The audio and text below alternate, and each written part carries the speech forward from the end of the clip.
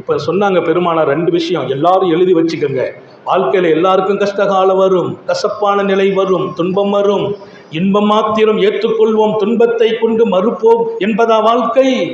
சந்தோஷம்தான் எங்களுக்கு நோக்கம், அப்படித்தான் வாழ வேண்டும். சோகம் வரும்போது ஏற்கும் மனமும் வர வேண்டுமா இல்லையா? இரண்டுக்கும் சொந்தக்காரன் நாம் என்றல்லவா அல்லாஹ் சொன்னான்.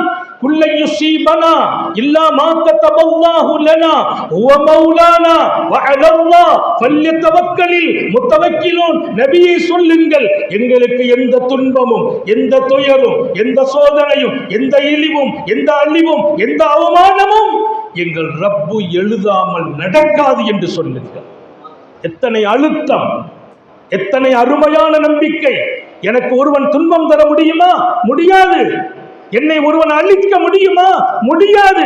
என்னை ஒருவன் பழிவாங்க முடியுமா? முடியாது. என்னை